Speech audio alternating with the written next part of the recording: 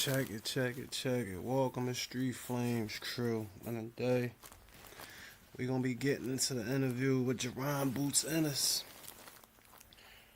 Y'all know he got a lot to say. Crawford went online and said what he said, and there's a lot going on. A lot of people saying Crawford ducking him, and they saying who's ducking Crawford, and there's a lot going on, man. But y'all just gotta let me know what y'all think in the comment section. We're gonna watch the interview. We're gonna check Boots' temperature. We're gonna see what's good. We're gonna see what's going on. We're gonna see. So this video right here is for entertainment purposes only. I am sharing. All credits go to everybody that's involved in this video. And everything I'm saying and doing is for complimentary. This is commentary I meant. And everything is allegedly and whatever it may be. Man, let's get into the content.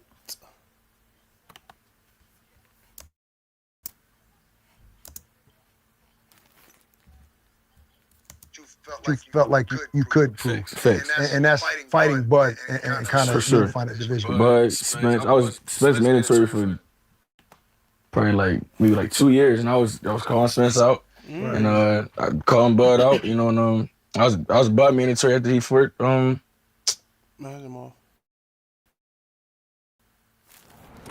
Excuse me, sir. How old were you when you made your first million? What is this for? We're trying to. It was Bud mandatory. Imagine So it is a little frustrating because, like I said, I do Spence. So and I was Bud mandatory after he fought Spence. So that's crazy. It is a little frustrating because, like I said, I do want to fight those big guys, those big names, and show the world my real talent. Like I said, I only been showing y'all a little bit. I really had to get into my bag for real. Nah, you've been showing us a lot. That's the reason why they saying names like they match it.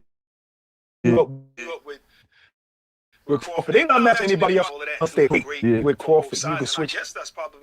How did that come out? Did you guys call them? Well, him and my brother go way back. My brother was in. That's right. It was in camp with when he fought Mosley, and I think he was in camp for him when he fought Gomez, Alfonso Gomez.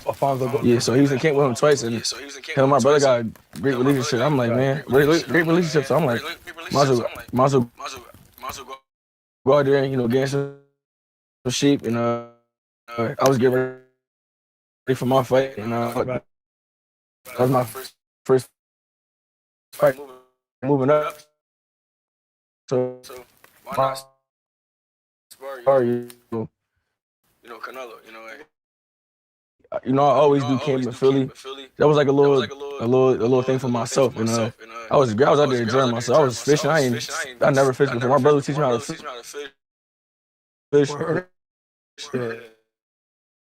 Yeah, I was fishing. We was a whole bunch of stuff. But we was enjoying ourselves. And we stayed in like a little, it was an Airbnb, but it was like I had a clear mind, enjoying. It'd be weird. Bringing race into it too. Why you ain't going with I forgot to say that. That's ridiculous. People weird, but I seen, when my brother was on. I think they had a 24/7 for when he fought Alfonso and Shane Mosley. So he was in a 24/7. So I was able to see it, and I was on the phone with him, talking to him and things like that. And it was like dope because he sparred my brother, and that was probably maybe 16 years ago, maybe 15 years ago, something like that. But at that point, you already knew this is what you were going to do in boxing, right? Because it started real young. Yeah, I started. I've been boxing all my life. Your whole life. Yeah, I boxed. I played basketball. I stopped playing basketball, but I give you buckets on the court. Absolutely not. I said that every guest. Absolutely not. Don't pull his hamstring. But hold on. So hold on. Was that your first time around Canelo? Yeah, that was my first time. So how was that interaction like? How did he welcome you? It was cool. He was funny dude. Funny dude, yeah. People know it. Yeah, people don't know now that he speak English real fluent. Yo, he's super funny. The whole team funny. Absolutely. How many rounds did you do with him? We was out there for 2 weeks. So Well, I was out there for, I think 13 days. So I think we sparred 4 or 5 times. I sparred. We might. I did. I think we did 4 the first time. 4 the second time.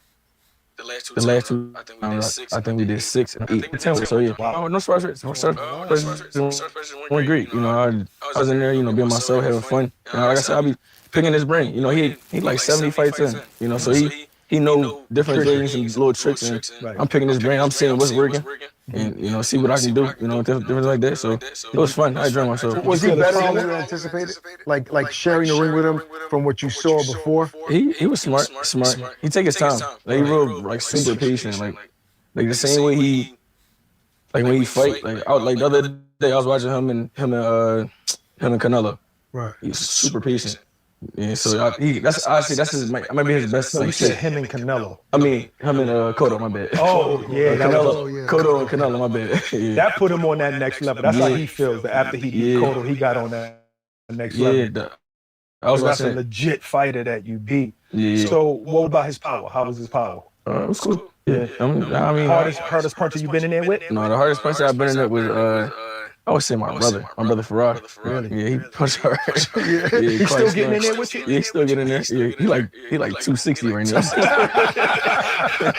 You know, your security and your sparring partner. Security sparring partner, all of that, yeah. You always show a lot of love to your brothers and always say that they're the ones that inspire you, not so much other fighters. So you grew up in Philly, which obviously people know it's a tough city to grow up in, but it seems like because you're so talented and you were destined for greatness that you were like maybe sheltered and protected so you don't go a different direction and you know, follow the wrong path. Is that accurate to say? For sure. You know, I was glad to be able to have my brothers, you know, my dad as well, you know, but you know, they seen everything. They like, bro, like, just stay in the gym, because you never know when you're going to get a call. You never know when, you might never know when you're going to fight. So you just stay in the gym, stay busy, stay active, and leave the girls alone. Have you ever gotten to a crossroad in the city where maybe you wanted money, you was trying to buy something, you know what I'm saying? Philly, they get fly, so you're trying to look good, and you said, man, this boxing shit ain't paying yet.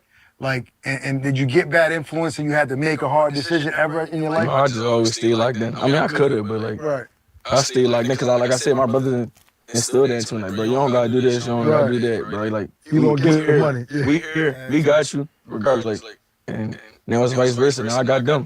So yeah. Sound like he just asked you, did you ever sell drugs? No, that's what that sound like. You know, did you ever? Did you sell drugs? No. That's crazy. That's what it basically got him. Like, why would he ask him that question? Talking about, did you ever, you know, felt desperate for money?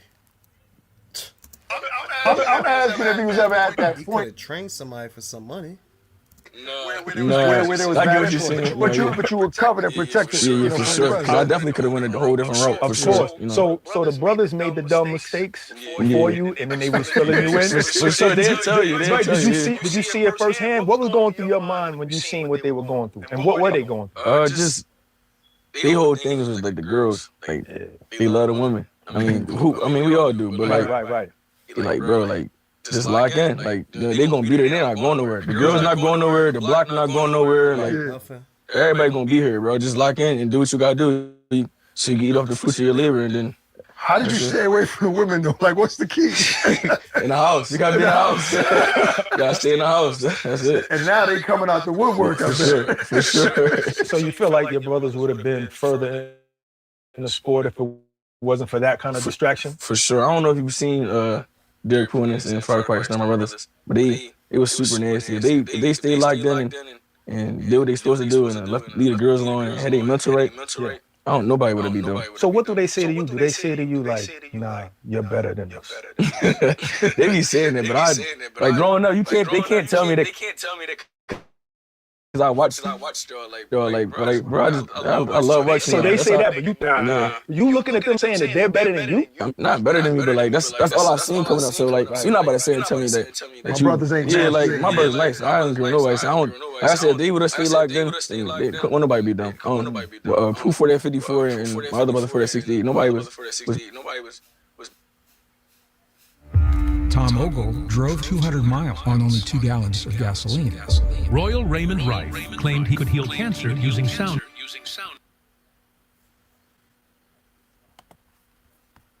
What's up, folks? It's Barack the Boxing Bully, and we're your way to go get Ennis. If fight for he no Philly. And 2 guys, DraftKings 108. How long the level? You guys, Jim, on Amazon. On this show, people saying I'm probably watching, but I got a simple question for you because you talked about I got my brothers now, like you know what I'm saying, they have me growing up. What's the first thing you were able to buy either your father? But that's love, man. Like you said, he get to look out for his brothers, get to look out for his family after they was, you know, keeping him locked in. That's love. Shout out to the Brew.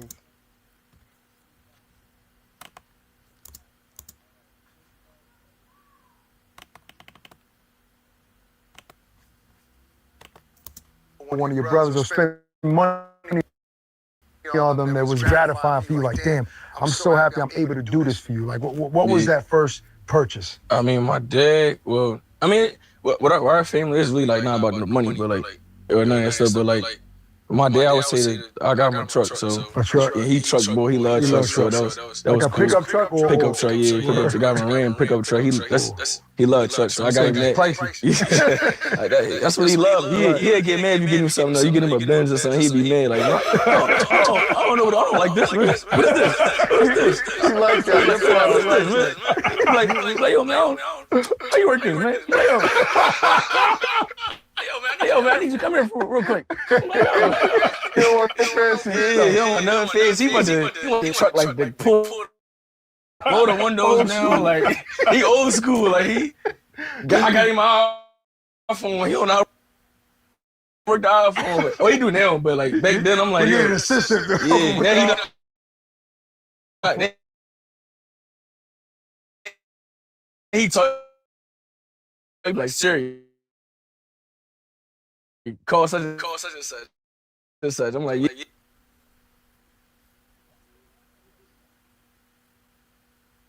He got it. Give it to us. Yeah, you gonna put it on. I'm Mike. I think I do got footage of that. Yeah. So tell me about it was a Father's Day. You know, I know he not gonna treat himself because you know he old school. You know, old school. They don't want to spend money. They don't want to spend money. So I treated my dad to the truck or whatever. It was for Father's Day, and I called my mom. I'm like, Mom, I got my dad. She like, what? What you gonna do? I said, I got him a Ram truck. She like, I'm about to come there. I'm about to drop the truck up. I'm parked on there. I said, I'm not gonna let him know I got it until tomorrow. She said, all right, cool. So I park it on the corner, and then I come the next day. I told my mom to come outside. She come outside. She get in my car, and I go get the truck, and I bring the truck around. I pull the truck up. He like, my pop looking. He like, nice truck. He like, you got another truck, man? I'm like, no, this for you. He like, oh man. He like, no, man, stop. You spend all your money, man. You spend all your money. He like, you spend all your money, man. Why you gotta do that? You feel like nice, man. This so nice. He like, it's so nice. I'm like, what color is it? It's all black. Black John is bombed out, and he threw it was my truck because I got a TRX. Okay, that's one of my other cars. So I got a TRX. He like, yo, you bought another car? You got the same car? He just kept looking like it looked just like my John. So yeah, it was cool. It was a great little gift, you know. It made you feel for sure, yeah, because I know my dad loved trucks. I know he's not gonna really spend the money to get it. So I'm like, he loved that John. He took it for a spin that same day? For sure. He took me for a spin. That's beautiful. Yeah. So what kind of person are you? Are you a saver?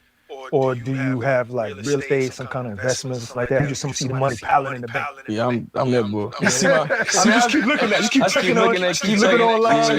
You looking on your phone. Okay, it's still there. I've been out here and stuff, and then working on a new gym. So right now, working on that and a couple cribs here and there. So yeah, but you probably got a bunch of once people know you start making money, there's probably financial advisors, managers, and people. Yo, I know what to do with your money. Does that make you a little leery and scared because people have dealt with people that have done bad business and lost money? No, I mean, I had my team for a while now, so you trust them. Yeah, I trust my team, and my team not super big, so like, yeah, like I got my little advisors and I got my accountant and all that stuff, but we got my money the right way, investing into the right things, and my money just piling, even when I'm like not training or not fighting, my money always coming in. So, But what is your advice? I mean, obviously you're a fashionable dude, so is that only it? Like a little jewels and clothes is what you're spending money on I ain't gonna nowadays? lie, I ain't bought no jewelry probably in like 5 years. Really? I don't really care for the jewelry and stuff no more. Like it's just, Right. it's a look, but like I don't really care for it. Like, Good man. yeah. So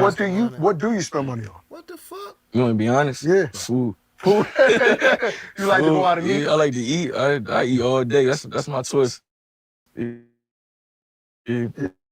Yeah, that's your advice. That's good stuff. Food, clothes here and there, but I don't really get. I be chill. I wear sweatpants all day. Like I don't get fly. Yeah, but that's the look nowadays Yeah, anyway. yeah, Like, you yeah. know what I'm saying? Like comfortable streetwear type stuff. Yeah. So he was saying earlier that you didn't get into a lot of things because that support group that you had, thank God. But if we asked your father what kind of kid you were, what would he say? A bad kid? You always into stuff? What? A good kid. I wasn't like too crazy. Yeah. You know, No fights in school? No. You don't. You serious? No, I had fight. Well, it wasn't a fight. That's It why wasn't a I fight. said It no. was an ass whooping. Yeah, one day I was playing. I was in third grade. I was playing football, and we was playing the fifth graders, and I mossed the young boy. I caught it. He got mad, pushed him. I just socked him. Boom. Just one time I socked him. So you Nose were was already bleeding. boxing at the time? Yeah, I was already boxing. I socked him, nose was bleeding, and back in the day, they used to have demerits. So they gave me like 3 demerits. So Wait, I don't know. What's the demerit? it's It's like a bad check mark. You in Yeah, trouble if you get a certain amount, you might be expelled. It's real, yeah, but You might it's be suspended. basically you suspended in school type. Yeah, yeah, type yeah. joint. You got a little You go slip or whatever. Yeah. Did you ever get your ass whipped by your pop? I remember one time I popped.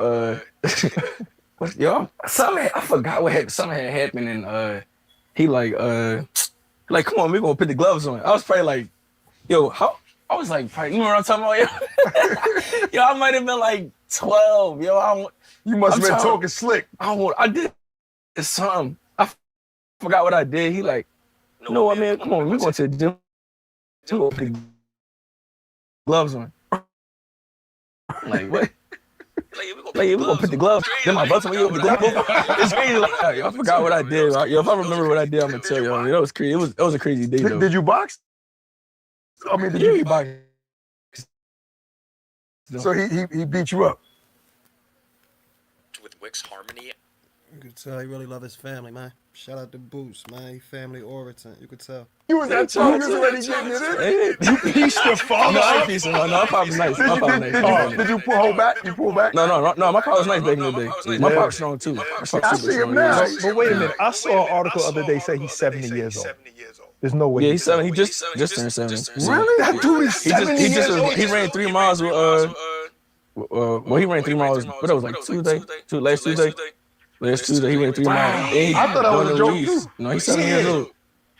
Sheesh. Yeah, over here 7. He still look fast. Did he though. live a certain lifestyle like coming up? Was he ever into the street like drinking and going out? None of us. My dad don't drink or smoke or none of that stuff, so that's probably where I kind of got it from, you know. And he always took care of his body, you know. He always took care of his body, and anybody that came to the gym, he sparred him and beat him up. And he wear no headgear. No headgear Yeah, sport? he crazy. He nice. Oh Yeah. my God. So yeah, but I say back in the day when I was boxing him, I was younger, so of course they gonna get over me. Yeah. You know, we're good friends with Danny Garcia and a couple other guys that have father trainers, right? Mm-hmm. And one of the things I realized that some fighters feel like sometimes there's no separation of trainer and father. Like sometimes they want their father to just be their pops and not bring up boxing every moment. What type of relationship do you have? Do you felt like there were times where he was just your pops and not your trainer? Or is it like all in one? Everything all in one. Yeah, he ahead. So you always that's my dog. eating dinner, he talking about boxing. Yeah, wherever you at. he loved boxing. That's all he talking about is boxing. Man. If he was home right now, he'd probably be watching boxing right now, watching boxing and cowboy. That's all he do. Old school. So you don't regret anything about how you grew up? No, none at all. I'm glad the way I grew up. You know, it was kind of like perfect for me. Right. It made me the person I am today, for real. Who was the first person you wanted to be like? One of your brothers or your dad? I would say my dad, because I was always seeing them box everybody with no headgears on, and I used to want to do that. Like in the amateurs, I used to hate the headgear. I used to want to take my headgear off. So I used to hate the amateurs. Period. I was trying to turn pro at like 15. Why? I never liked the amateur. I never had an amateur style. Like I never was that pity pad throwing a bunch of punches. That's not me. Like the way I was winning for my fights was I was always hurting somebody or stopping somebody, Right. and I was like super accurate. I was never on that pity pad. Points and stuff. Yeah, points. I hated that. I mean, I'm glad I did. The tournaments and things like that, and foreign those things, and because it helped me today as well. But Right. yeah, I hated. I hated. So it. did you ever want? You ever had dreams to be an Olympic gold medalist? No. Never. Mm-mm. What was your dream? Just a championship in pros? Turn pro and win every belt, every division that I'm at. So that been my goal price, and I'm gonna say like 14, 15. Wow. So in the amateurs, did you have any rival that you went back to back with a couple of times? I had a bunch of rivals. Hitchison. Africa, Richardson Hitchin. How many times you fought him and who won? We fought 2-3 times. Twice. I beat him all times. Okay. Who else? Jamie Ortiz. I think we fought twice. I beat him twice. Oh, Jermaine Ortiz? Yeah. Okay. Bro. And I was at 41. I probably shouldn't have been at 41. I should have been probably fighting 52. Oh, at that time. So you was way bigger than those dudes. And I feel like I was fighting in my real weight class. Like when I turned pro, I moved up. Like I didn't. Like You have to drain. Yeah. People usually go down when they turn pro. That's true. If I would have fought 52, then I probably would have turned pro at 47 or whatever. I was trying to get to 40. I couldn't make 40 no more. So my body was done. But yeah, when I turned pro, I was fighting like in like a little catchweight, like 44, 43, and then yeah. But anybody you lost to in the amateurs that you wish you can get your leg back in the pros? Russell. I fought Russell. Gary Russell. I think we fought like 4 or 5 times. I think. Not Allen. You talking about Antoine. Antoine. I think he had 35 or 40. He had 40. 40. Right? Yeah, 40. Him. I fought him like 4 or 5 times. A lot of these guys, we all fought each other a lot. And you know what's crazy? Yeah. Because we was talking to his father one time. He said, yeah, he was talking about you. He said, yeah, he just beat that boy the other day, but we didn't know him at the time. Yeah. He was talking about you. We found out In the years later. amateurs. Oh, he's talking about That was a long time when you were still amateurs. Yeah, we was. So you would love for him to go up so you could fight him again. Yeah, for sure. I mean, he doing this thing at 40, and That's true. I'm like all my peers that I came up with, they all doing their thing. To the Shakurs, Africa, or everybody we could grow up with. Everybody doing anything. I'm proud of them. Yeah, I got to see them. You gotta see him. Well, who you seem like a lone wolf, right? Yeah. Like you don't really have real friends in the sport. Like, and is there one boxer that we would know that you would consider a friend, a real friend? I about to say, I mean, I don't hang. I be by myself. I don't hang with nobody. I don't need no crazy. You don't be guys. clicked up. Yeah, I'm cool. Like if it ain't my family or the members from my gym, I ain't really messing with them. Yeah, I mean, cool boy stuff. I hang with him. And that's about it. Especially if they're a potential opponent. You ain't I ain't trying. to key with them. These boxing guys is weird. They real like fake and phony. So I don't be on it. Like I see you. You say what's up. That's cool. I see what's up back. But that's it. Like yeah. You a big fan of boxing like your father? Old school, not old school, but like the Floyd era, like Purnell. Really? Yeah. So is there anybody fighting today that you can't miss their fights? Anyway. I would say.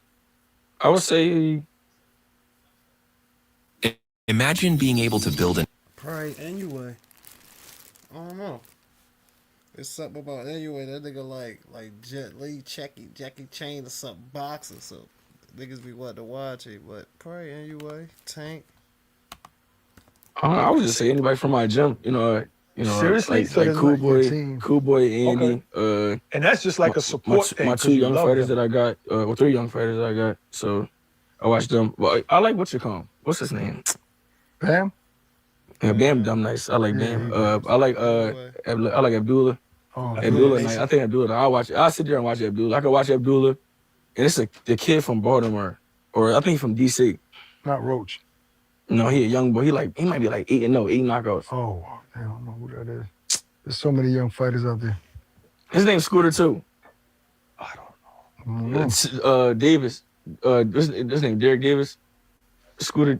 It's Scooter Davis. You don't know I'm him? gonna look him up now. Yeah, I think he's from like Baltimore or DC. He's nice though. I be seeing him. I be seeing like little highlights on the gram. I ain't never seen him like on TV, but I be seeing like little highlights on the gram. I'm like, yo, he nice. I like him.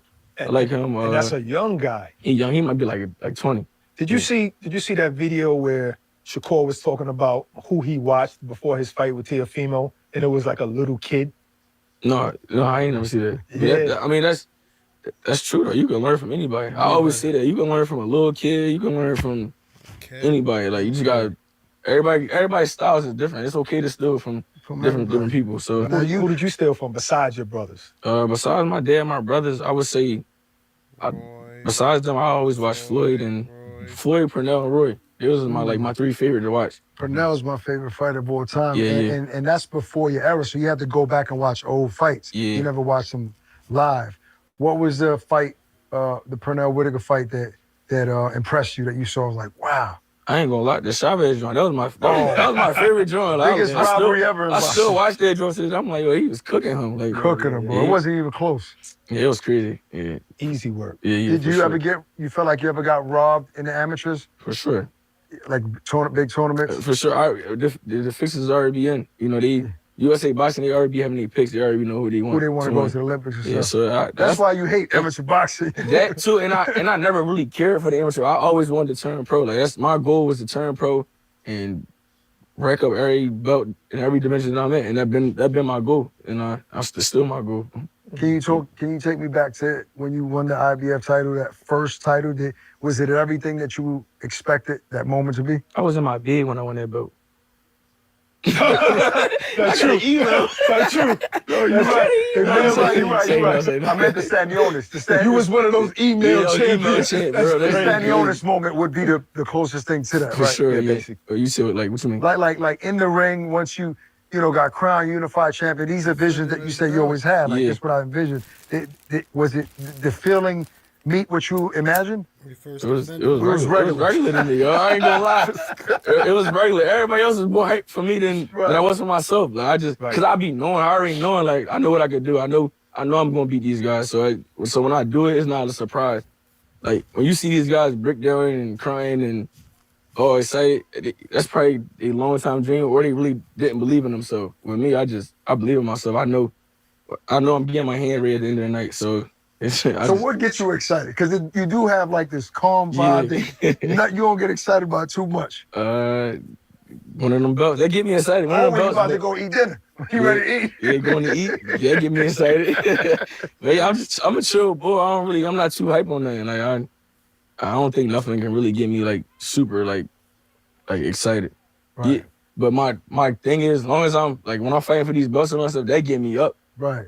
Training camp locked in. You know, I love when I'm in big fights. Like for example, like the Ennis fight. That whole camp, I had a great camp. This fight camp going great. So like I love like that big feel that everybody be saying it. Like this ain't nothing to me. I've been here before. Yeah, this one's gonna be big. This one in Brooklyn on June 27th. So you was going back and forth with Virgil Ortiz for a little minute. What did he mean? Fill us in on what he meant by saying, there was a fight offered in Saudi Arabia and you said no. You responded. I came to his fight in his hometown. I told him he was next. That was November. It's March and still nothing. It's time to move on. 2 division champ up next. I told y'all the truth was gonna come out. He did everything in his favor to make that fight happen, except the one and only time we were both offered to fight each other in Saudi Arabia. Y'all can cope all y'all want. Doesn't change the past. What's crazy is people just take anything and run and not look at the time. Like I think I had just fought, and I think there was a second Karen fight. Okay. I had just fought, and we had already had already locked in.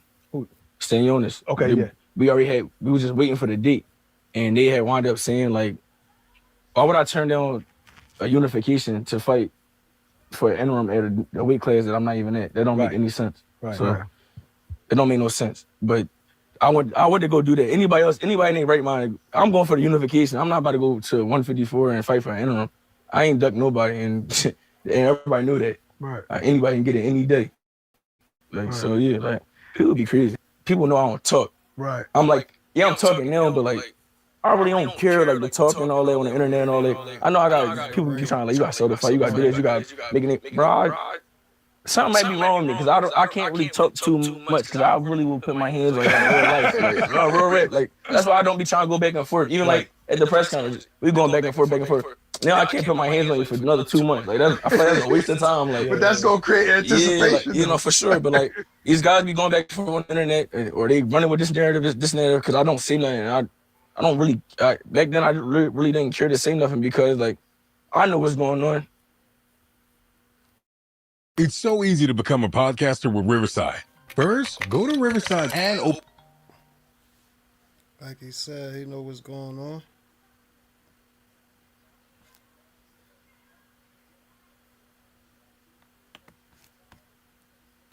The boxing world that's coming up really know what's going on, but they gonna paint this narrative that this person ducking this. Y'all know what's going on behind doors. Well, you like, had some good comebacks in the press conference because people. This is what people were saying. Like they did have that narrative that Boots don't say enough, or he ain't selling a fight. He too quiet. Yeah, no, I'm and talking. then when we were sitting down, like he got some heat today. Surprised me. Was all this stuff premeditated, or that was coming off the dome? No, I was coming off the dome. I was just going. Yeah, but people don't really like. They're not really paying attention. Like I always talked a little bit. I just didn't say as much. Right. I kind of like saying the same stuff and just in a different way. Like, right. But I don't know. I always talk. I just wasn't really. I didn't really care to talk. Right, like that's loud and I ain't loud. Yeah, I don't gotta be. So you explained that Virgil Ortiz incident, but who else do you think that's out there, a fighter that painted a false narrative, lying to either interviewers or social media? I feel like there'd be a lot of stuff going. Like I'd be saying, I'd be like, that'd be crazy. Even with I think the Devin situation. He said I called and they had to fight for 52 or something like that. I called him to fight him at 52 or something like that. Did he say that on our show? I know he was saying who. I don't know. He is saying who's Boots though. On our show he said who Boots, but I don't think he mentioned a weight though. But what do you think I heard him say something about that I offered to fight at 52. That's not what happened. After I had decided to move up, after everything was going on, I decided to move up and move to 54. We get a call back a couple of days later. He like, me and my team, they like, yo, would you fight Devin at 152? I said, yeah. I'm like, I ain't fighting 54 yet. I can make 52. Like, I'm like, yeah, why not? I'm like, yeah, we never heard nothing back after that. And that's another thing. People be painting these false narratives and saying that They don't be following I ducked this person. How I ducked him? Right. I said, yeah. But y'all don't know that because y'all don't know what's going on behind closed doors. So do you think that people, sometimes these fighters will say that just to create that narrative that he didn't want to fight me? That, and I think people be using, I think people be using my name because they know they think I'm not gonna say that. But now I feel like they're gonna watch themselves. So. Yeah. Now you're gonna start saying what you feel. Bro, anybody you want to air out? I see them. I see them. See, you still quiet. Yeah, I'm quiet because I don't really be trying to talk to you, but that's really ain't me. But like, they crazy. I'm saying they crazy. Look, obviously your name was attached to Virgil, and that fight supposedly was about to happen, right? Before the lawsuit with Golden Boy and stuff. How close was it to really happen before this whole lawsuit with him and Golden Boy? In my eyes, I thought it was done after he fought losing. Did you have a date?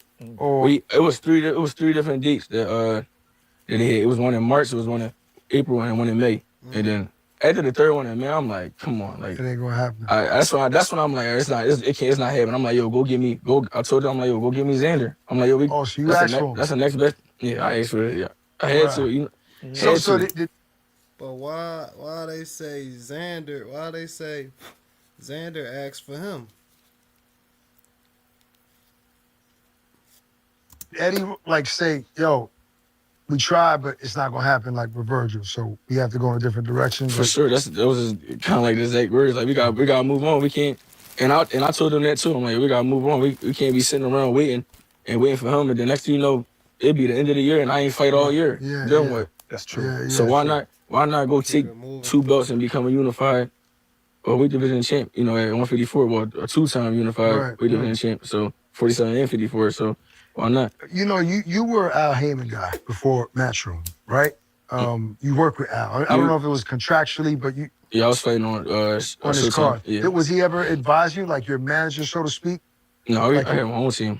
Yeah. So he was you never had no like ties to him. No, I was just like fighting on the cards. Because they made it seem like you left Al to work with Eddie, but that's not really the reality. Like that's what people were saying. So did you have a conversation with him but I'm not gonna be on your cards. I'm gonna start fighting on the zone No, with I Matchroom. never had a conversation with him. Never talked to Al. Mm-mm. Wow. Yeah, So I throughout was your more. career, It was more so like through Espinoza. Oh, right? okay. So have you Showtime. ever Yeah. spoken to Al face to face? Mm-mm. Oh, so I don't know why Mm. people would even think of stuff like that. Just Yeah, because because you was I fighting on his fight on cards. the You on cards the and all that stuff. TBC So yeah, cards. I was fighting on almost every card for them. I had asked Xander, I said, who do you think is the better fighter just looking at them? You or Ortiz? And he said you. Mm-hmm. So I'm gonna ask you, who do you think, just eye test, who looks like the better fighter? Ortiz or Xander? Or even Fundora as well. Everybody different in their own way, Right. but I would say Xander a little better than those guys because I feel like he do a little more. Like what? I feel like with those guys, with Ortiz, you know what you getting. He coming straight for it. Right. With Fundora, he tall. With Xander, I feel like he could box a little bit and he try to rumble too. So yeah. Right. He give But you that more doesn't looks. mean that he might be the toughest fight because maybe Yeah. Fundora because of the height. What do you think? You don't know till you get in there. I get that. I can't really say because I'm not in there with these guys yet. So, but I don't. To be honest, I don't think none of these guys tough for me. So wow. Yeah. You know, you mentioned Abdullah Mason, who's Damn, that's the crazy part. Do y'all think he could beat Fandora? phenomenal fighter, became champion, and he went, to another country and did it. He's in a hot division, right? Like 35. Obviously, Shakur went up to 40 and all that. And you got all these guys in these divisions. When the smoke clears, right? They're smaller than you, right? So they're not really potential opponents. Catch up or fight. Do you think Shakur is the best fighter of that era of those guys? I mean, he proved it with Teofimo, but him against Devin or him against Tank, who do you think will come out on top when that smoke clears? I don't know. They all great fighters. I don't know. That'd be some good fights. Yeah. I feel like they all smart in their own way. They all do different things in their own way. But I don't know. I don't know who will come out on top. They all be a great fights though. I can't really say. Can't say who. Yeah, because I mean I'll watch it. Right. I can't really say though. Can't really say. Have you ever been impressed by any of those fighters that he named? Oh, Shakur. Tank, these guys in there fights. For sure. Shakur, Tank, all those guys, yeah. They definitely nice. Shakur put on a beautiful performance his last fight. It looked good, yeah, that was easy. You know, after you beat Stanionis, I was actually hosting in the host position on the Zone that night, and Eddie was in the ring and said, Jerron is top 10 pound for pound. Like, I don't know if you remember that day. Yeah. Even me, I got caught up in the hype of the fight, and I said, I think so. But after that, people started saying, not yet. He needs another big name. Is that important? Not to cut you off. This the same person that going into this fight, everybody was like, this fight 50-50, this fight 50-50. Right. As soon as the fight come, I beat him. I make it look easy. They try to make it seem like Stanionis was a bum or like he was telling me. I'm like, yo, this is the same. Stanionis is the same guy that nobody wanted to fight. We asked for him after my fight. After I fought Karen the second time, I told Eddie. I think it might have been like a day or two later. I'm like, go get me Stanionis. Let's make this unification happen before I do it. See, that's the thing. He keeps saying he called for these fights like he a boss or something. But if you a boss of some of them fights, why you not initiating some of them fights? So y'all gotta pay attention to some of these people. Anything else? I'm like, I can't leave this division without me, being unified or taking somebody's belt. And he went to go get that done for me, but it's just crazy how people be paying these crazy I ain't fight nobody. Make it look easy Stanionis is a guy that nobody wanted to fight. He was a champion. He was kind of like the real boogeyman for this. So nobody was calling him out. Nobody was fighting him. I called extra. I'm like, yo, go get me him. Yeah, go take his belts. Like it be crazy. Like people don't. And he 15-0 running through everybody at this time. Like it's crazy. Like is that when you realize, like, all right, these fight fans ain't never gonna be satisfied? Yeah, I don't be caring no more. I ain't gonna lie. I don't care no more. I wasn't really sold on Stanionis when it came to fighting you. Yeah. I didn't think that was going to be a problem for you. You know what I'm saying? So when you beat him, I was like, all right, Ak. Because Ak was like, yeah, he's top 10. And I was like, yeah, but who we supposed to take off the 10 list? Right. You know what I'm saying? All these dudes got names that they beat already. Like, I could see that he's great, but who we going to take off? So where would you put yourself on that list? That's a good question. You don't know what an It's a damn sure good question. I gotta say at least top 20. I don't really care for them listeners. I don't really care. Like, Yeah, but if you kicking and talking with your brothers, Yeah. y'all sparring or whatever, and you be like, come on, you better than so and so. You need to be here. You need to be here. if you ask me, I'm number one. Right. Yeah, and that's how anybody gonna think, but I really believe that, and I'm gonna show. Yeah, it's just time gonna tell. Like, I feel like everybody, they gonna see. They're gonna see, and one fight at a time. Do you ever get scared that you might end up the way, even though Crawford ended his career beautifully with the fights that people wanted to see, and he just went out on top, but it took a while for him to get those big fights. You know what I mean? A lot of years it looked like nobody wanted to fight him. Do you get scared that might happen to you? Right now, no. You think it's Early working with Eddie? on in my career, Is yeah. it Eddie or what? What is it? I think just Eddie on my team, just my team in general. I feel like the way we moving, I think these next couple of years, y'all about to see like a whole different me. And I feel like like I said, I'm gonna run through this division and then go do it at 62. So yeah. How many divisions do you want to conquer? I would say all the way up to 68. 68. Yeah, 60. I think I'm gonna chill at this. Like, That means you be walking around like 190 with no problem when you be eating 200 right now. You know, I got to ask you about this, Jerron. The Eddie Hearn and Conor Ben seemed like they had an amazing relationship and a loyal one, right? Obviously, you've seen what transpired in the last month or so. What was your first reaction when you saw the news Conor Ben signs to Zoo for boxing?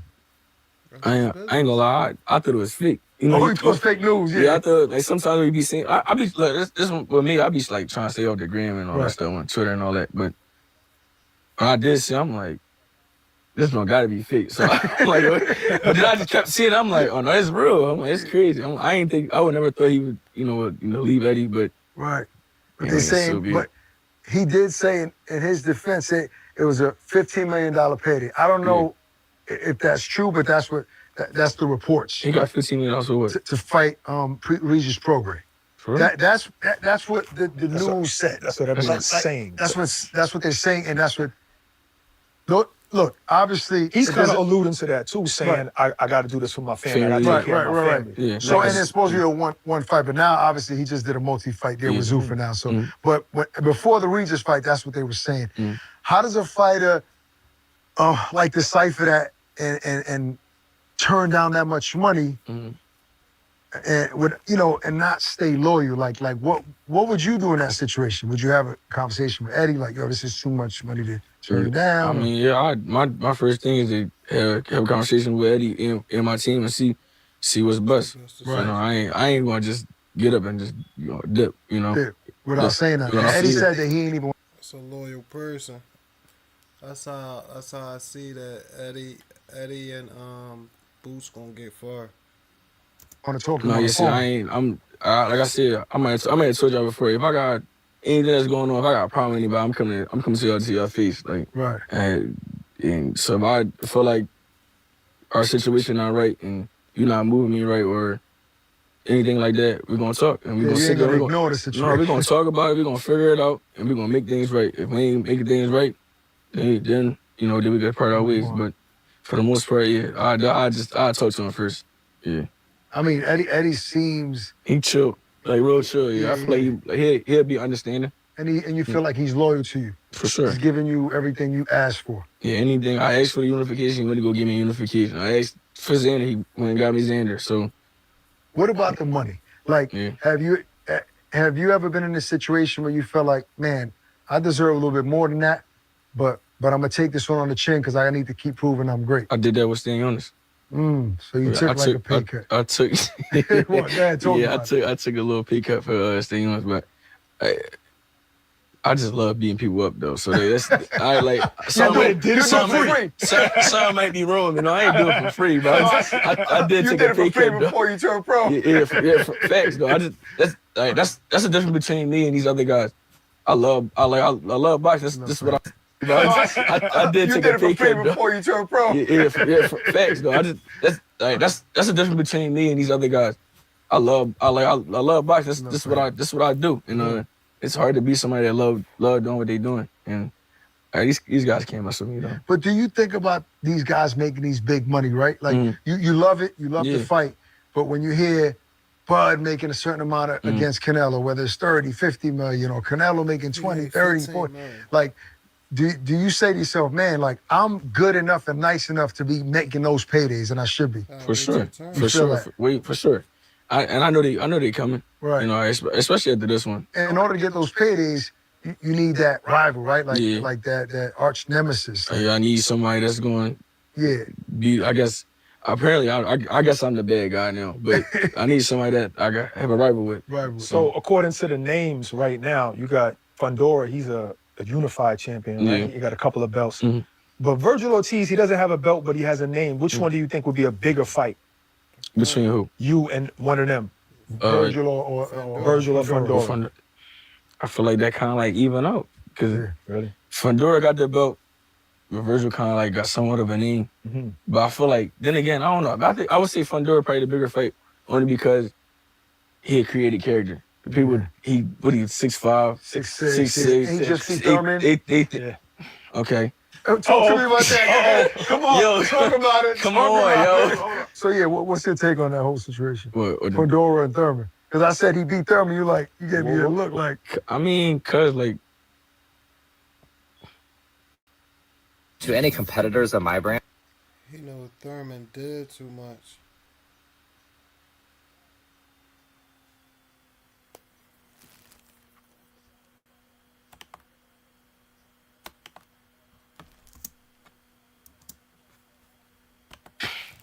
I'm gonna say this.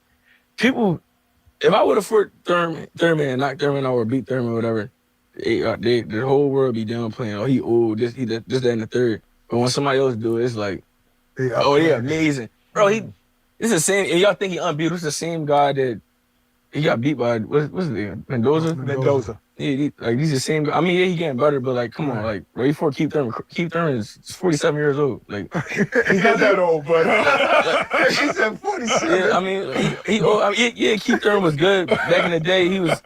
It's different now. He's. So you saw before that fight happened, you knew that was gonna happen. At first, I'm like, I did an interview. I think I did an interview somewhere. I was like, I think Fundora gonna stop it. But then something in the back of my mind was like, yo, Keith Thurman can win, like pull it off. Yeah. I'm like, then I started changing. I'm like, I think Keith Thurman can pull it off. I heard that. I heard you say that. I think Keith Thurman can pull it off. Yeah. I was wrong.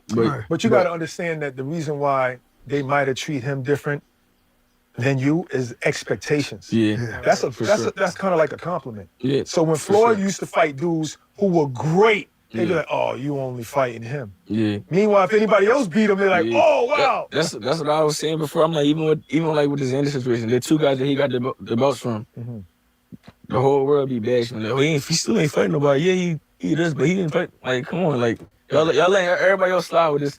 But like you just said, I gotta take it as a compliment. And that's what I've been doing lately. Like I don't really worry about what nobody say no more. Like I always say, I can knock out the Hawk, and they gonna be like, yo, he was supposed to do that. Like, bro, like, come on, like, y'all drawn, like, he was weight trained. The Hawk was weight trained. This is crazy. What's the fight that you feel that you will get the credit finally for? Is it the Virgil Ortiz fight, or you think that they'll come up with something then? I feel like he's gonna always come. I feel like they always gonna come up with something until I retire.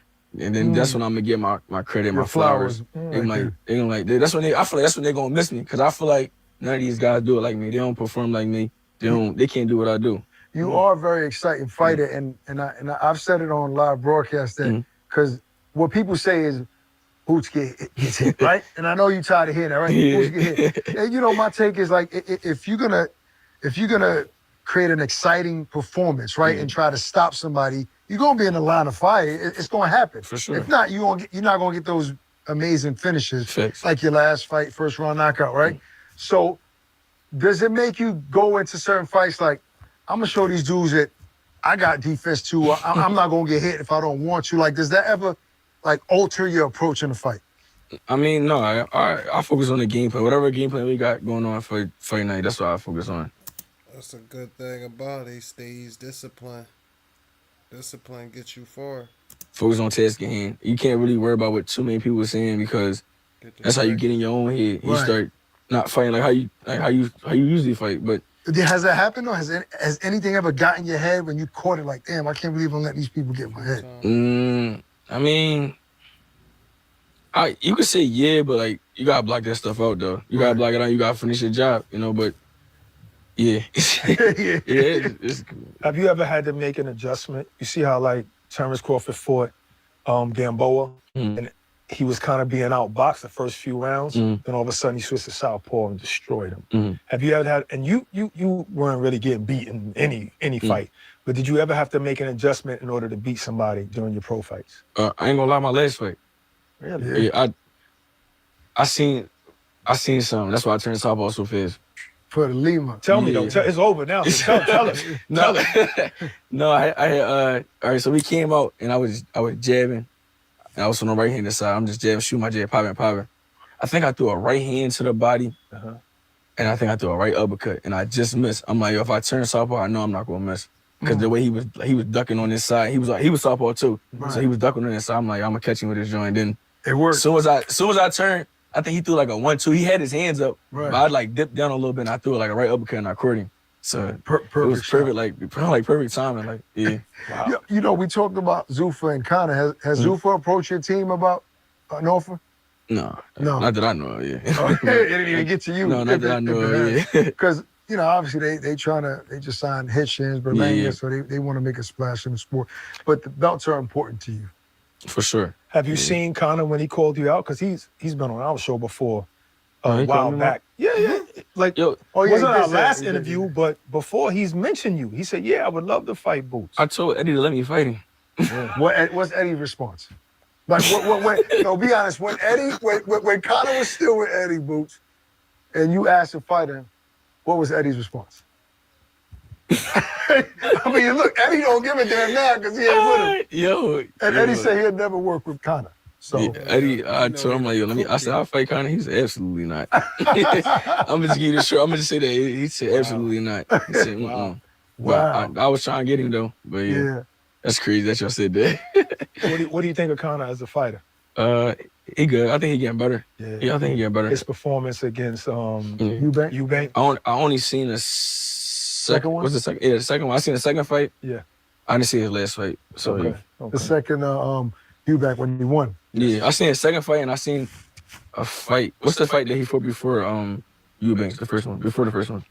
Whatever fight he fought before Eubanks, I seen that one. That I seen it years ago. I don't remember. I don't remember the order. Yeah. I don't remember if it was Algeria or. But he's gotten better. It was in. Yeah, I seen that fight, and then I seen Peter. I remember Peter. Dobson. Yeah, I seen that one. I seen that one. And he's a decent fighter. Yeah, Dobson. Yeah. I had him in camp before too. Yeah, good. Yeah, he's good. I like him. Eddie talked about you like wanting to continue to fight in the U.S. Have you been offered like with Turkey any fights like in Saudi or overseas? I mean, I feel like the U.S. is where you gonna get your stardom at. You know, Floyd did it in Vegas. You know, I want to do it all over though. I want to do it in New York, Atlanta, Miami. Like, do you ever get nervous about ticket sales? Like, we know what you've been able to do in Philly, right? Like, even in AC. I've been at those fights and people come out for you. Not a far ride. Do you ever feel nervous, like, if I go to Vegas and these big fights, like, I want to continue to sell tickets? Is that any pressure on you? No, look what I'm doing, guys. That everybody's saying no names, like. Right. So if I do with somebody, what y'all think? What y'all gonna think I'm gonna do with somebody that is a name? Yeah. So I mean, I feel like I think the Barclays Center is gonna be it's gonna be super lit. You know, I think they sold like the first day. I think they sold like 8,000 tickets the first day that the tickets dropped. Yeah. And that's half. That's like half of the thing or something like that. Yeah, I think the record is 18. I think it was Tank. Yeah. That's the one. So if you're new to co-producer, you could something like that when he fought Rolly. I think that might be it. Rolly or Roots? Rolly. That's the I think the Rolly fight was bigger. Rolly, I think. So Philly is a big city for fighting and music too. Like a lot of great artists. You know what I'm saying? Meat, Freeway Beans, like. Did you listen to any of these artists coming up? Yeah, I mean, of course you hear that music coming up, but did you like anybody specifically? I mean, I always listen to Meek. I listen to Uzi. You know, you always hear the old hits, Freeway and Beans. So Yeah, you know. The old heads. The But old Meek head. is more your era. Yeah, yeah. More- Meek and Uzi and like those guys like more of my era. But I definitely heard, you know, Beans and all those guys. I don't know. Correct. Has Meek ever walked you out? Nah. No. Is that somebody you would want? I mean, yeah, for sure. He's from Philly. Right. Of course. You know, I tried to get him walk me out a couple times, but He's ever been to any of your fights? I think he was at the first Kieran fight in DC, and he was at the Ebenezer fight, and I think he was at the second Karen fight too. So he was there, yeah. So support Philly, supports Philly. Yeah. What's your feeling on another Philly great, Allen Iverson? I was actually at the game with him a couple days, maybe 2 weeks ago. What game? Playoff game? No, 2 weeks ago. I was like 2 weeks ago. They played. I think they played the Pistons that night. Oh, okay. That was OKC. OKC. Yeah, OKC. Yeah, because Shaw was playing. Yep. So you think you're nice on the court? For sure. So did you ever? I can just shoot though. You can shoot? Yeah, I can shoot. Yeah. You can't dribble? You can't. Not like how I used to. I mean, I can dribble, but. But you ever play pickup ball like for fun still? Yeah, we just played not too long ago. I was hooping. Let me know next time you come, cause I'm gonna come give you a bucket. I keep sleeping on I me. might dunk on you, man. Oh, you dunking? I got Nah, bonus. you ain't touching the You got hops? I need to see that in person. Was Allen Iverson somebody you looked up to? For sure. You know, Philly icon, Philly legend. You know, always to the crossover, iconic crossover. Yeah. To so small and still big at the same time. It's crazy. Yeah, like he had a big impact on Philly, and he's not even from Philly. Right. It's crazy though. Like they adopted him for sure. Yeah, for sure. Yeah, for sure. He definitely cool though. Super cool, super chill. Philadelphia love AI like they birthday. He said he gonna come to the fight too when I was talking to him. So yeah, so I don't know. He might see AI on the walkout with me. Oh, that'd be crazy. Have you seen anybody? Because I was trying to Google and find somebody in the boxing world that's saying that Xander's gonna beat you. Have you seen anybody in boxing that's saying Xander's gonna beat you? I feel like they doing the same thing that they was doing with this thing. I feel like I see a lot of people saying it's 50-50. I ain't see that. I've just seen it. I've been seeing a lot of people saying it's 50-50 or Xander big, da. They all saying that. Okay. People using the size. But he is big though. So that day that y'all saw each other face to face at the press conference, what did you think? Nothing. He not even big. You don't think so? He had on these product drawings. It had these like little. He like a head on it. Yeah. He probably like the same size. He might be a little. The first bit time I saw him in person, I was like, he's bigger than I thought he was. Yeah. That's all I'm saying. So you looked at him, you said, okay, he got on those platform shoes or whatever. He ain't really that big. No, I ain't. He's confident though, right now. That's good. Absolutely. And absolutely. There are some people that are using the size thing, like you said, like, oh, Boots never fought nobody this size. He's gonna know what it really feels like to be at 154. Does that motivate you? For sure. But people don't know, like, the bigger they are, I be putting big guys out. Yeah, cold. I've heard stories in the gym. I'm talking about cold with 18s on. So what you think I'm gonna do with 8 ounces or 10 ounces on them? Because I'm at 54. What do you think I'm gonna do with 10 ounces on? Is there any? I asked him because we interviewed him recently. I asked him what about Boots should you be worried about, right? Like what to look out for. You know, he said basic stuff, his speed, you know, IQ. IQ, right? Is there anything that you need to be concerned with about Xander? No, I don't think so. Like I said, I think he getting better, but I think it's nothing he do better. Like I do everything. I jab better. I'm faster, smarter, stronger. I got more ability. Like defense better, everything. So do you feel like would you be satisfied if you don't get a spectacular stoppage with him? No, to win. At the end of the night, it's all about winning. And Right. as long as I'm winning, and which I know I'm going to do, and be victorious. On June 27th, I will be a 2-week division unified champ. So that's all that matters. But you want to make It's gonna it happen. spectacular. That's going to happen. I'm just saying, if you playing Oh, you saying the knockout was gonna happen? the knockout going to happen for sure. Oh, So that's- I'm you always- gonna let it come though. You can't look go Yeah, looking yeah, for it. yeah. Oh, You yeah, always but if talk- I don't get it, that's cool. As long as we still looking get good, the that's all that dub, yeah. matters.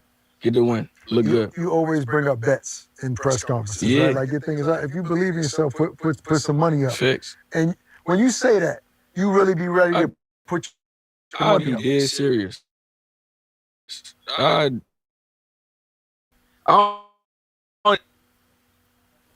We have got to the point where literally anybody's 40. Boots be dead serious. I don't bet myself, but I believe in myself that much. I'm willing to bet whatever. And so you make it light on yourself, and we can go to the bank, whatever. Take the paperwork up, put the extra side bet on there. I believe in myself that much because I know what I'm going to do to these guys. So you never bet on yourself in like DraftKings, all these big betting apps. You ever bet on or have somebody, yo, throw this 20 racks on me real quick? Nah. Yeah. I know my team. They be betting on stuff, but I don't be saying nothing to them. Right. They already know. They know too, though. So yeah. It's easy for somebody to see you in the gym, working, sparring. Like actually, he made some money. You made some money? Made some good money? He made some money. What's the biggest bet you placed on him? What fight? His last fight, I called the first round knockout. Yeah, he was saying money on that. He was saying you bet first round knockout. He was saying that the whole camp though. He kept saying it. Really? When I came back from Canelo and them, and I was sparring, he kept saying, like, yo, he looked super strong. He kept saying, like, he looked super strong. His back looked big, and he was like, pause. Yeah, he was just because that was his first fight at that weight. Yeah. So I'm like, he looks stronger. I'm trying. It's daily at 54. I'm trying to tell you. So you had eyes on the. So was it a come up bet? You just put a little bit, or was it a come up bet? What you put up there? This is a money talking hour right now. You quit your job? I was able to give me a nice watch. Okay. Oh, there was a lick. You got a lick. You got to roll it. Yeah. Nice watch. Man, you get people paid. No, I guess I gotta start placing bets on Boots and make some money. And Step did too. Young boy Step. Yeah, for sure. He cracked on the head. Yo, and remember the somebody bet on the time frame. Like, I was gonna stop him in between a minute. No, it was a minute 50 to 3 minutes. And they won so much money from that. I think they won like 20 bands from that. Yeah. Really? Yeah, that was crazy. It was like I think like $200 or something like that. Damn. Or $100. He won like 20 bands from that. He said it was the last minute of the first round or something. Yeah, because I started in like a minute and 59 seconds, right? Or something like that. Man, you can place bets even parts of a round. That's crazy. I don't know nothing about no bets, though. I just me neither. It's crazy. They be know all that stuff. Boots, so you have a quota in mind? Like I ask a lot of fighters, it's like, how much money you think is enough money before you say, all right, I done what I had to do in this sport. It's a good question because a lot of people like to blow their money and they crash out. Moving on to the next chapter in my life. Is there like a number in your head? I need to make $50 million when I'm all said and done with all the money I made, or I need to win X amount of belts before I'm done? I don't want to put a number on it because I feel like with this time right now, like I feel like money people getting more money. Right. Like, so you don't know. I can't. You might say 50, it might be 100. Yeah, I might say 50, it might be 300.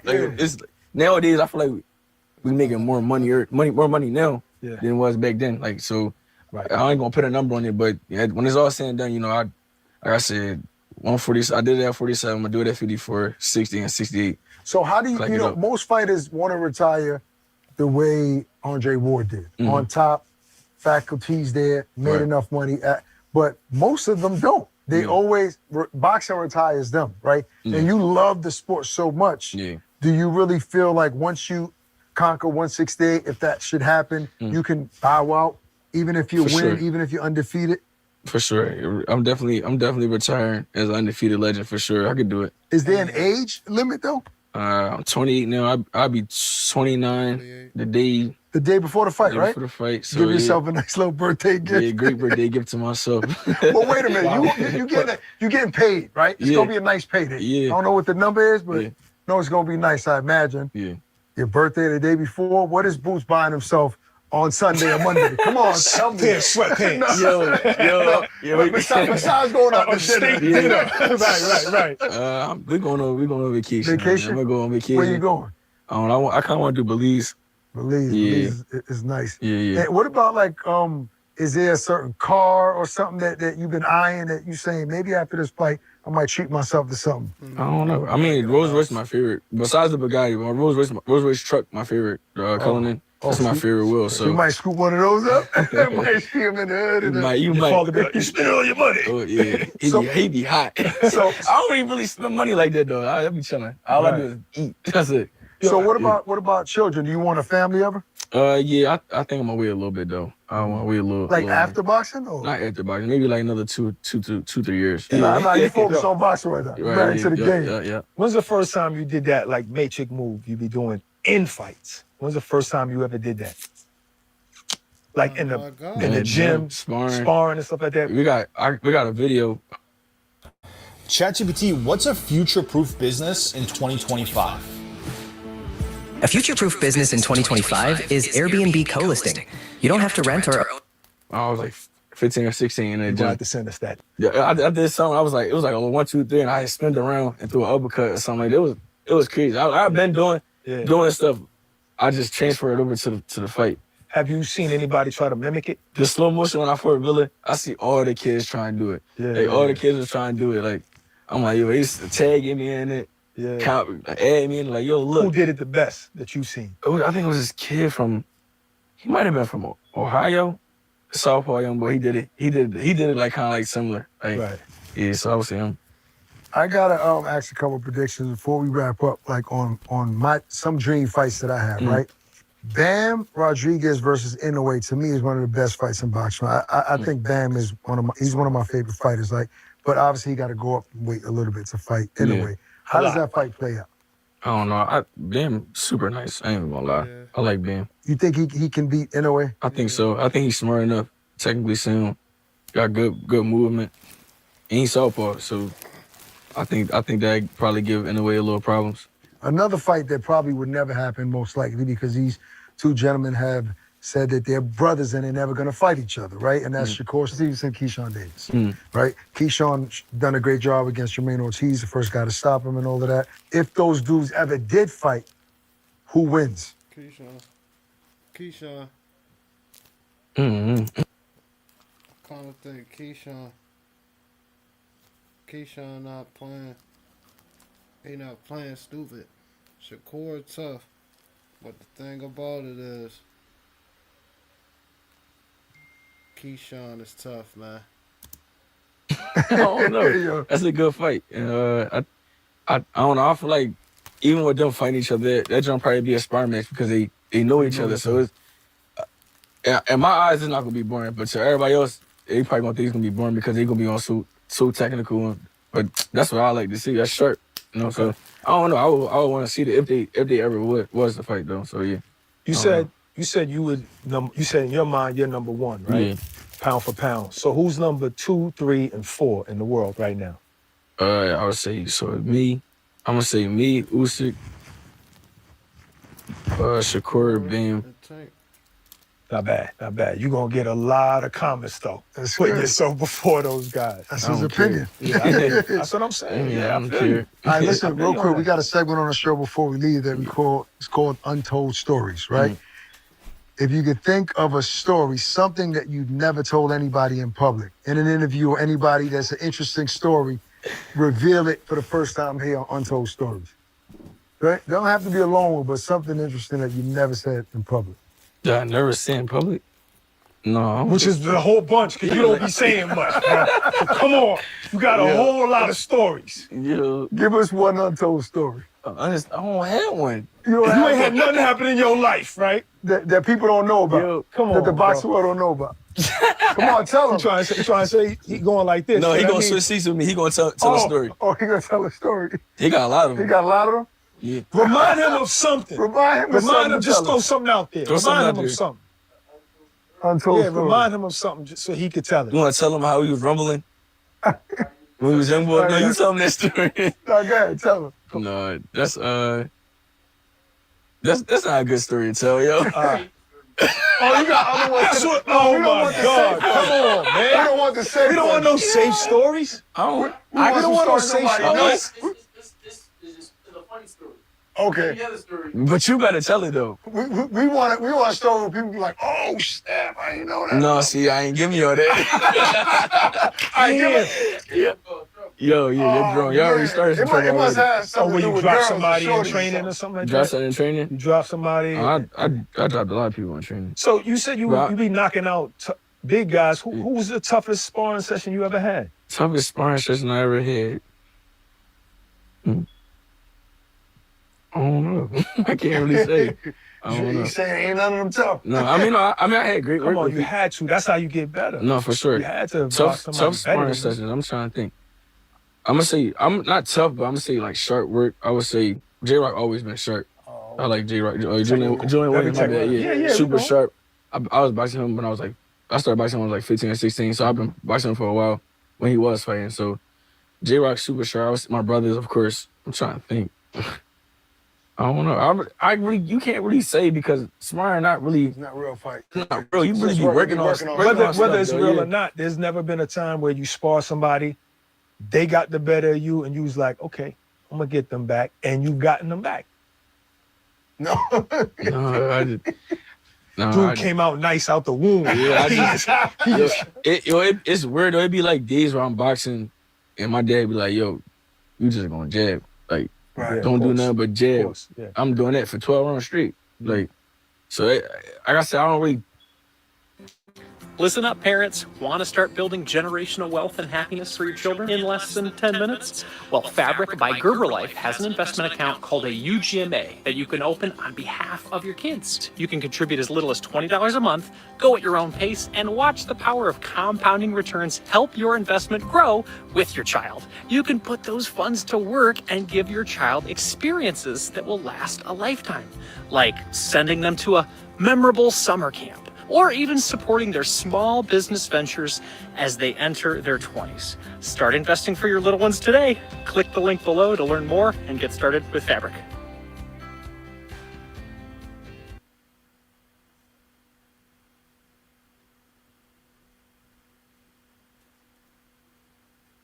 Entrepreneurs are a different breed of people. What makes us different? We're not just dreamers, we're doers. And we don't wait for someone to build it. We get busy. But some days we do have doubts. We just choose to ignore them. And for us, regret is not an option. That's what makes us different. Be bold. Be different. Get busy.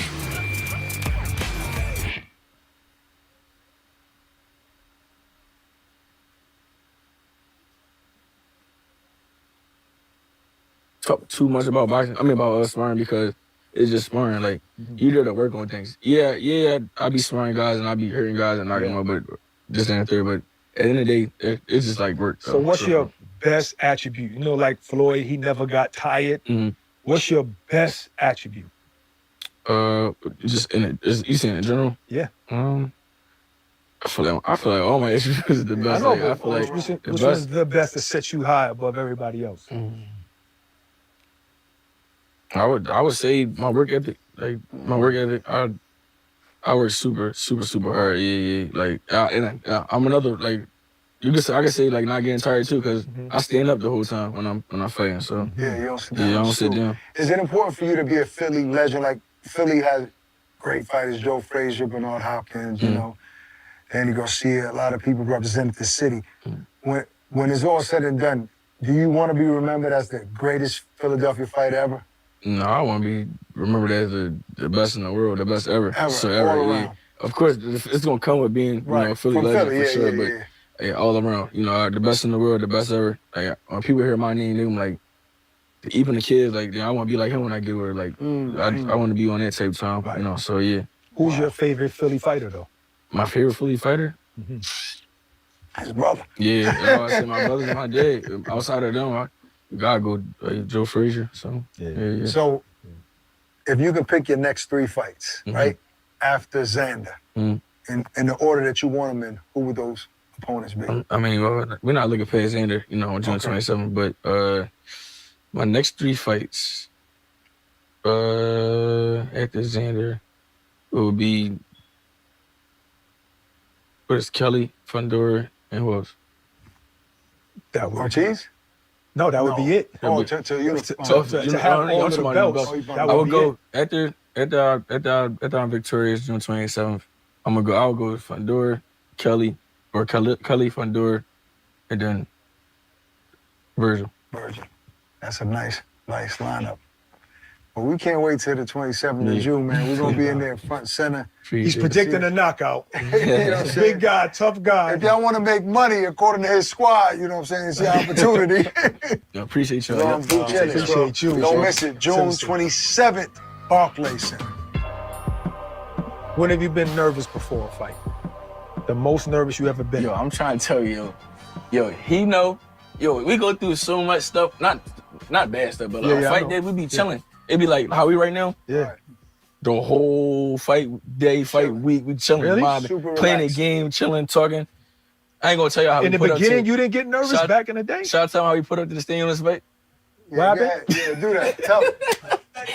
Yo, I could have told this story, yo. Yeah, all right, do it now. Tell that story now. We got the cameras going. Yo, all right, here's an untold story with Boots Ennis. Yeah, all right, so untold story that I got on fight day. What fight? On Stadium's fight on fight day, the biggest fight of my life. Right. Yeah. All right, Unification. Yo, we was late. I was supposed to be at the venue probably I was supposed to be at the venue at 8:30. Oh no, I was supposed to be at the venue at 8. We ain't get there till like 8:45. Why are you late? I'm about to tell you. So I come down, we waiting. I guess everybody like parking their cars in our hotel, so valet going crazy, like they all over the place. We got one of our cars. The other car, he got the key to, but he couldn't find the key. You couldn't find the key, right? No, the valet parking people had the key, but I couldn't find a ticket to get it. We had the key, but he couldn't find a ticket to the valet joint. So we just sitting there waiting for like 40 minutes. Mind you, I gotta be at your hotel. At the hotel. Yeah. Mind you, I gotta be I'm about to fight. Like, I gotta be at the arena. I was supposed to be there at 8 o'clock. It's going on. All right, it's 8:30 now. We still waiting. I'm like, bro, we might as well just go ahead and like catch an Uber. No. Yeah. Wait, what was y'all going? What was y'all? He said catch an Uber. You said no. No, we wasn't catching an Uber. We had a Tahoe and then we had a Suburban. Two drums. So yeah, one of the trucks didn't come. So like I said, I'm like, bro, we said we waiting. We like, bro, I'm like, we might as well just go ahead. Like, it was like 10 of us packed in this one little SUV. Yo, people in the trunk. It's people. I'm seat to seat with him. We sharing the seat. Wait. The biggest time of my life. You couldn't be in the front seat just comfortable? We didn't even think about that. That's crazy. I didn't even think about that. Oh yeah, the security was. My security was super big. So yeah. He like 6'6". Your pops was there? Your pops was there? No, my pop was already there because my one of my other fighters was on that card. Okay. Well, sorry for my gym was on that card. So he was already there. So it was me. My husband just wasn't lasting long enough for me to finish. It was frustrating. I love him, but it got to a point where we were both avoiding intimacy. And then he got prescribed the SexRx plus Climax Control pill through Hims. This pill combines tadalafil, an ingredient to help men get hard and stay hard, with PE treatment to help him last way longer. And the best part is 100% online, no doctor's office, no pharmacy runs, just a simple intake form, and then a licensed provider recommended the right treatments for him. And now he's lasting longer, he's more confident, and we're actually excited to be intimate again. So if you're struggling with early climax, check out treatments through Hims today. It's seriously saved our sex life.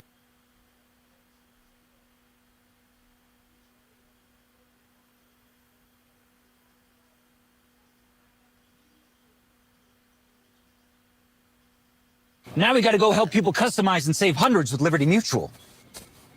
Maybe where's the golf cart? There it is. Only pay for what you need. Liberty, liberty, liberty, liberty.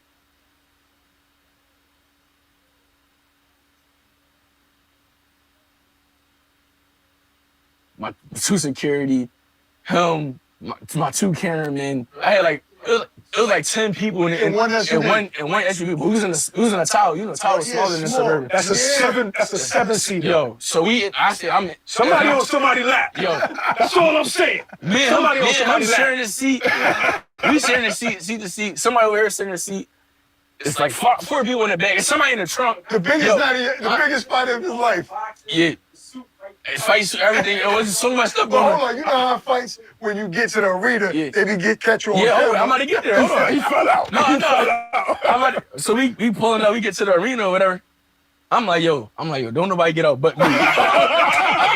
I'm like, yo, don't nobody get out but me, because we drunk, we packing there like, you ever see like the little clown cars? Like 17 people. 20 guys. Yo, I'm like, yo, just wait until the camera leave, then y'all can get out. Yo, I get out the car. I know the camera people was like, yo, why so many people? There's people come out the trunk, like, all that, yo. It's fight day though, and I'm late. I get there the venue at like 8:45. So did they wait in there while you walk like the red carpet type? Yeah, they waited for me. They waited in the car? Yeah, they waited in the car.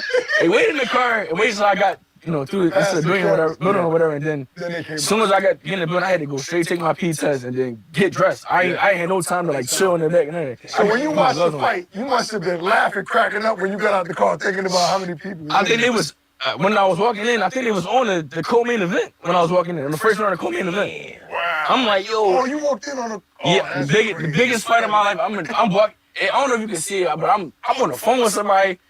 It's like a little Metron be posting like a little like when people walking. I'm on the phone with somebody. I'm telling them like, yo, they gotta come in this way, cause they was trying to make my people go around the front. I'm like, no, they coming in this way. Like, they might have walked all the way around. Like, it don't make no sense. Now I'm gonna go back and watch that fight just to see that little.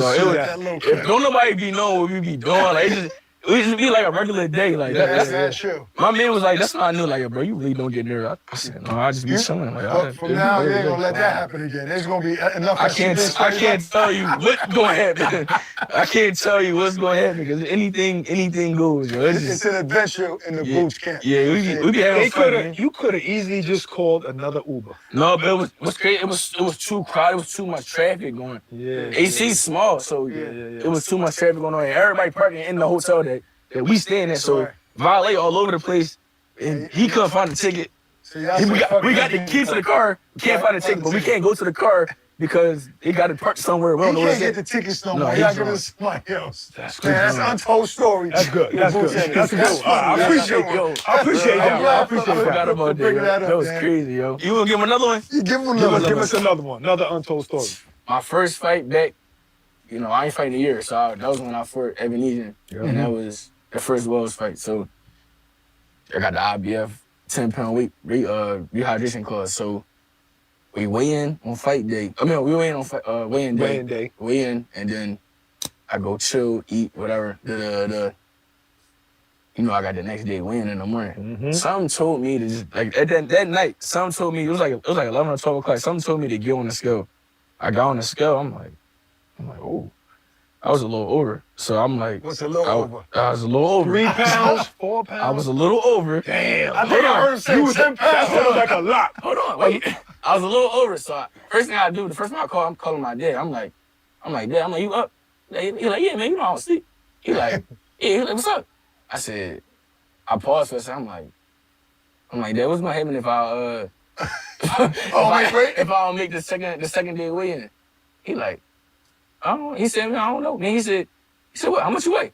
I told him how much I weigh. He like, man. He said, man, don't get rid of that belt, man. He like, don't drop the belt. He like, yo, just go ahead and try to make the weight. I said, you want me to run? He said, yeah, man, go ahead. Damn, the night before the fight.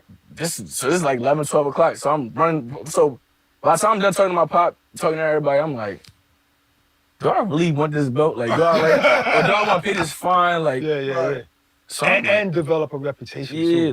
And what fight was that? The Ebenezer fight. So I'm like, all right. I'm like, man. All right, I'm gonna just go ahead and run. So I run. It's like 1 in the morning now. I'm running. I ran 5 miles the day. It was like 4.5, 5 miles the day of the basically the fight.